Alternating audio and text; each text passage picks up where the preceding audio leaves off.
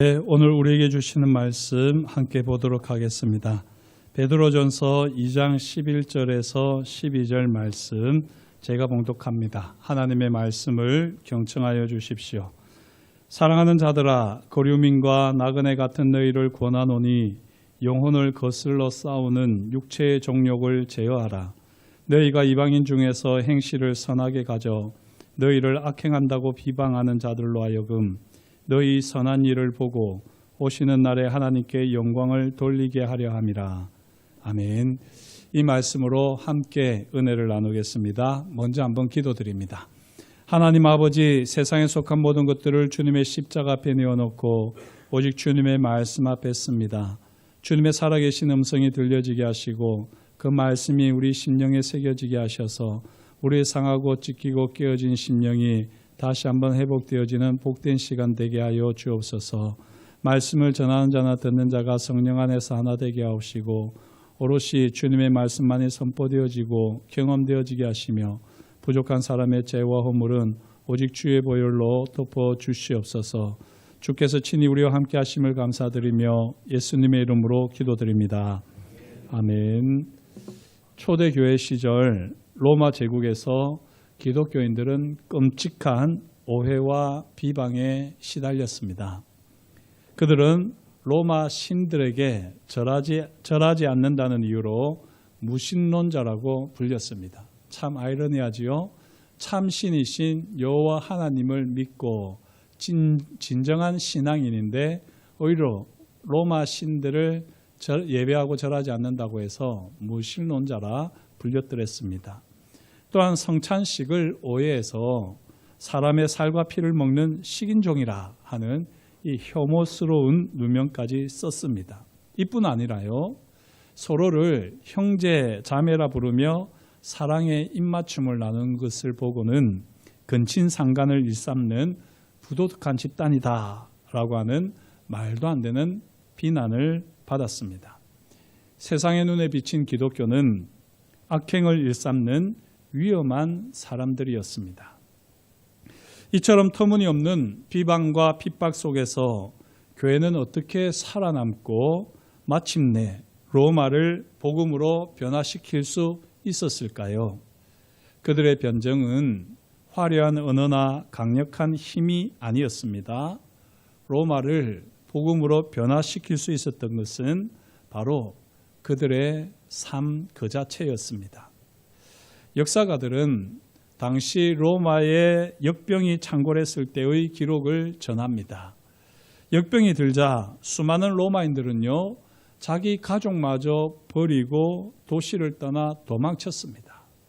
그러나 기독교인들은 도망치지 않았습니다. 오히려 그들은 도시에 남아서 아무 연고가 없는 병든 자들을 돌보고 죽어가는 이들의 인종을 지키고 그 시신을 수습했습니다. 자신들의 생명을 걸고 이웃을 섬기는 그들의 선한 행실은 로마 사람들에게 엄청난 충격과 감동을 주었습니다. 그들의 삶은 기독교인들은 식인종이며 부도덕하다는 세상의 비방을 침묵시키는 가장 강력한 증거였습니다. 사람들은 말하기 시작했습니다. 저들이 믿는 신은 도대체 누구이기에 저토록 자신을 희생하며 사랑을 베푸는가? 결국 그들의 선한 삶을 통해 수많은 사람이 하나님께 영광을 돌리게 되었지요. 오늘 함께하는 이 베드로전서 2장 11절 12절 말씀은 바로 이런 삶의 원리를 우리에게 가르쳐 줍니다. 사도 베드로는 당시 흩어져 있던 성도들에게 편지하며 세상의 비방과 오해 속에서 그리스도인으로서 어떻게 살아야 할지를 명확하게 제시합니다. 오늘 본문은 세 가지 중요한 영적 원리를 우리에게 가르쳐 줍니다. 첫째, 우리의 정체성 기억하기. 둘째, 내면의 영적 전쟁에서 승리하기. 셋째, 세상 속에서 선한 행실의 열매 맺기입니다. 이제 이 세 가지를 하나씩 살펴보겠습니다. 첫째, 우리의 정체성은 거류민과 나그네입니다. 베드로는 성도들을 권면하며 가장 먼저 그들의 정체성을 상기시킵니다. 그것은 바로 우리가 이 땅에서 거류민과 나그네라는 사실이죠. 이 거류민은 본향이 따로 있지만 잠시 타국에 머무는 사람을 의미하고요. 나그네는 우리가 잘 아는 대로 잠시 스쳐 지나가는 여행객을 뜻합니다. 둘 다 현재 머무는 곳이 영원한 내 집이 아니다라는 사실을 강조하는 단어들이죠. 우리는 대한민국 국민으로 살아가지만 우리 그리스도인들은 하늘의 시민권을, 영적인 시민권을 가진 하늘에 속한 사람들입니다. 이 땅은 우리가 잠시 머물다가 가는 곳이지 우리의 영원한 본향이 아닙니다. 이 정체성을 분명히 할 때 우리의 삶의 방식과 가치관은 세상과 다를 수밖에 없습니다. 그렇다고 해서 잠시 머물다 가는 것이 아무런 의미도 가치도 없다는 말은 아닙니다. 잠시 머물다 갈 세상인데 마음대로 살자, 하고 싶은 대로 하다가 살자, 그건 아닙니다. 베드로는 그리스도인이 거류민과 나그네라고 말하기 전에 바로 앞에서 이 땅에서 우리의 또 다른 정체성을 이미 말했습니다.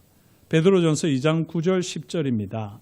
그러나 너희는 택하신 족속이요 왕 같은 제사장들이요 거룩한 나라요 그의 소유가 된 백성이니 이는 너희를 어두운 데서 불러내어 그의 기이한 빛에 들어가게 하신 이의 아름다운 덕을 선포하게 하려 하심이라. 너희가 전에는 백성이 아니더니 이제는 하나님의 백성이요 전에는 긍휼을 얻지 못하였더니 이제는 긍휼을 얻은 자니라. 베드로는 그리스도인의 확실한 정체성을 5가지로 말하지요. 그리스도인은 기이한 빛, 하나님의 영광에 들어가게 하신 이 하나님의 아름다운 덕을 선포하는 존재입니다.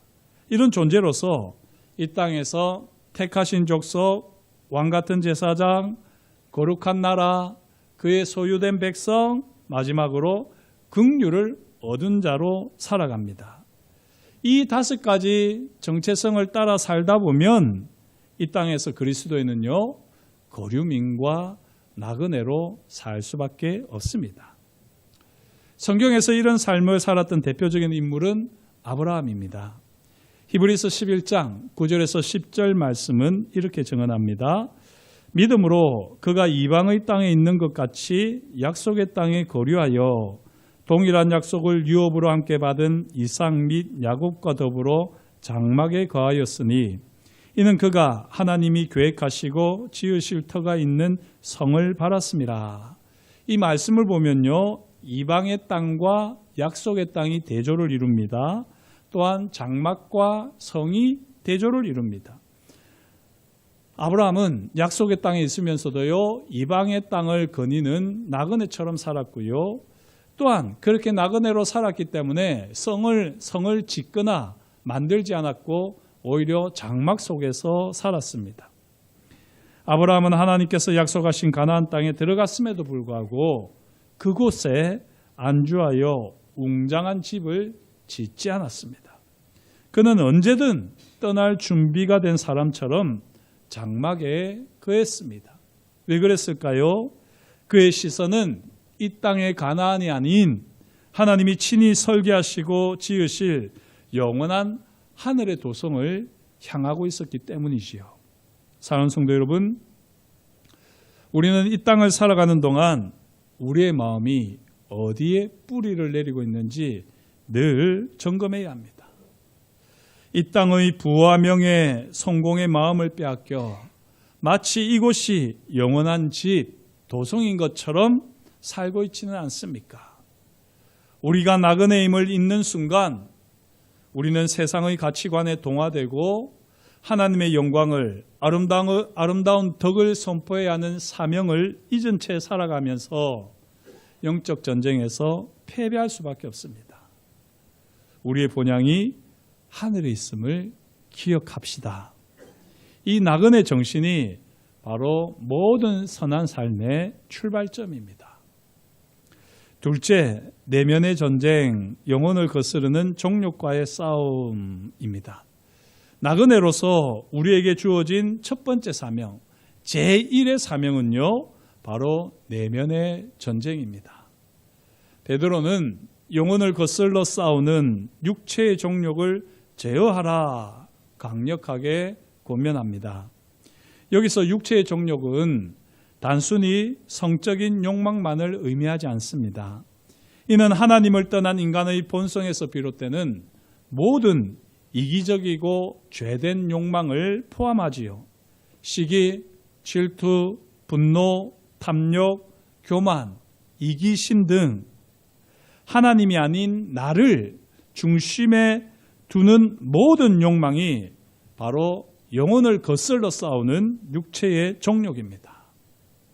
여기서 중요한 사실은요, 이 정욕이 우리의 영혼을 대적하여 전쟁을 벌인다는 점입니다. 거슬러 싸운다라고 되어 있지만요, 헬라어 그대로를 보면 전쟁을 벌인다는 의미입니다. 이것은요, 가벼운 유혹 정도가 아니라 우리의 영혼을 파괴하고 하나님과의 관계를 무너뜨리기 위해 맹렬하게 공격해오는 적군과 같다는 겁니다. 그러므로 이 싸움은요, 해도 그만, 안 해도 그만이 아닙니다. 우리 영혼의 생사가 걸린 치열한 전쟁입니다. 이 영적 전쟁의 승리가 왜 중요할까요? 이 영적 전쟁에서 승리하지 못하면 진정으로 선한 행실을 할 수가 없고요. 하나님의 아름다운 덕을 선포하는 삶을 제대로 살 수 없을 뿐만 아니라 거류민과 나그네 같은 삶이 너무나도 고달프기만 합니다. 내면에서 육체의 정욕에 무릎 꿇고 패배한 사람이 겉으로만 선한 행실을 흉내내는 것은 윗선에 불과하지 않겠습니까? 하나님은 우리의 중심을 보시는 분이시죠. 마음속에 시기와 탐욕이 가득한데 겉으로만 친절을 베푸는 것은 하나님께서 받으시는 진정한 선행이 될 수 없습니다. 내면의 전쟁에서 승리하며 성령의 통제를 받는 사람만이 윗선이 아닌 진정한 사랑과 섬김의 삶을 살아갈 수 있습니다. 이 치열한 내면의 전쟁에서 승리한 대표적인 인물은 누굴까요? 누구보다도 요셉을 꼽을 수 있을 겁니다. 그는 이 땅에 홀로 떨어진 나그네였지요. 그는 애굽의 시위대장 보디발의 집에서 노예로 살았더랬습니다. 이때 보디발의 아내가 끈질기게 그를 유혹했습니다. 거절하기 어려운 권력자의 유혹 앞에서 요셉은 어떻게 반응했습니까? 창세기 39장 9절입니다. 이 집에는 나보다 큰 이가 없으며 주인이 아무것도 내게 금하지 아니하였어도 금한 것은 당신뿐이니 당신은 그네 아내임이라. 그런즉 내가 어찌 이 큰 악을 행하여 하나님께 죄를 지으리까? 요셉은 단순히 유혹을 피한 것이 아닙니다. 그는 하나님 앞에서 이 코람데오 정신으로 자신의 내면을 다스렸습니다. 사람의 눈이 아닌 하나님의 눈을 의식했기에 그는 영혼을 거슬러 싸우는 이 육체의 정욕을 제어하고 승리할 수 있었습니다. 이 내면의 승리가 있었기에 훗날 그는 형제들을 진심으로 용서하고 수많은 생명을 구원하는 위대한 선행의 도구로 쓰임받을 수 있었습니다. 사랑하는 성도 여러분, 우리 안에서 일어나는 이 영적인 전쟁을 가볍게 여기지 마십시다. 매일 말씀과 기도로 성령의 도우심을 구하며 영혼을 무너뜨리려는 죄의 욕망들과 치열하게 싸워 승리하는 성도가 될 수 있기를 주의 이름으로 축복합니다. 셋째, 세상을 향한 증거, 선한 행실의 열매인데요. 나그네라는 정체성을 가지고 내면의 전쟁에서 승리한 성도들의 삶은 자연스럽게 외적인 열매로 나타나는 법이지요. 이것이 바로 선한 행실이다 하는 겁니다. 이 선한 행실은 우리가 구원받기 위한 조건이 아닙니다. 구원받은 자의 삶에 당연히 나타나는 증거이자 열매입니다. 베드로는 우리가 이 선한 행실을 꼭 필요로 하는 이유가 무엇이냐 분명하게 밝히는데요. 그 이유는 우리를 악행한다고 비방하는 자들 때문입니다. 앞에서 말씀드린 대로 초대교회 성도들은 세상은 종종 교회를 오해하고 비난한다 하는 것을 늘 경험하고 살았더랬습니다. 이때 우리가 그들과 똑같이 싸우고 비난하는 것이 아니라 묵묵히 선한 삶을 살아내는 것이 가장 강력한 답변이요, 응변이요, 설득이 아니겠습니까? 우리의 선한 행실은 그들의 비방이 거짓임을 증명하는 살아있는 증거입니다. 더 나아가 이 선한 행실의 궁극적인 목적은요, 우리의 의로움을 드러내는 것이 아닙니다. 베드로가 이야기하는 것처럼 하나님께 영광을 돌리게 하려는 겁니다. 여기서 우리가 꼭 기억하시면 좋겠는데요. 내가 하나님께 영광을 돌리면 그만인 것이 아닙니다. 우리의 착한 행실을 통해서 내가 하나님께 영광을 돌렸다. 그것으로 끝이 아니라요. 나의 행실을 보고 우리를 비방하던 그들이 하나님께 영광을 돌리는 것이 바로 진정한 목적인 겁니다. 우리의 삶을 통해 세상 사람들이 저 사람은 정말 다르다. 저 사람이 믿는 하나님은 도대체 어떤 분일까? 하는 질문을 던지게 해야 합니다. 그리고 마침내 심판의 날 또는 주님이 다시 오시는 그날에 하나님을 찬양하게 하는 것이 바로 이 땅을 살아가는 우리의 사명입니다. 우리의 삶이 곧 품격 있는 복음, 살아있는 선교 편지가 되어야 합니다. 사랑하는 성도 여러분, 우리의 삶은 세상 사람들이 하나님을 경험하는 창문과도 같습니다. 그냥 길을 지나가다가 창문 너머를 보지만 그곳에서 아름다운 모습이 있을 때 얼마나 길을 가는 사람도 행복하고 흐뭇하겠습니까? 그렇게 세상 사람들은 창문을 통해서 하나님의 영광을, 하나님의 은혜를 바라보게 되는 것입니다. 우리가 나그네로서의 정체성을 잊지 않고 정욕과 치르는 내면의 싸움에서 승리하며 삶의 자리에서 묵묵히 선을 행할 때 세상은 우리를 통해 하나님의 영광을 보게 될 것입니다. 이제 말씀을 맺겠습니다. 우리는 이 땅에서 고류민과 나그네로 살아가지요. 이 사실은요, 적당히 현실과 타협하며 우리의 삶을 시들게 하는 허무주의가 아닙니다. 오히려 우리의 삶을 더욱 의미 있고 목적 있게 만드는 원동력입니다. 영원한 본향을 바라보는 나그네는 이 땅의 것에 헛되이 집착하지 않습니다. 영혼을 파괴하는 육체의 정욕과 싸워 이길 힘을 얻고 세상의 비방에 흔들리지 않고 묵묵히 선을 행할 수 있습니다. 이런 나그네의 삶은요, 결국 아름다운 죽음으로 이어집니다. 요즘에는 good death 이런 표현도 있는데요. 착한 죽음이라는 표현도 있는데 정말 우리 그리스도인들 나그네의 삶을 살아가는 우리는 아름다운 죽음을 맞게 될 것입니다. 영적 나그네에게 죽음은 끝이 아니라 그토록 그리워하던 본향으로 돌아가는 여정의 마지막 걸음이기 때문이지요. 20세기에 가장 위대한 신학자 중에 한 명이었던 디트리 보네퍼는 히틀러의 나치 정권에 저항하다가 감옥에 갇혔고요. 결국에는 형장의 이슬로 사라졌습니다. 그런 그는 감옥 안에서도 절망하지 않고 동료 죄수들을 위로하고 복음을 전하고요. 나그네로서의 삶을 오롯이 살아냈습니다.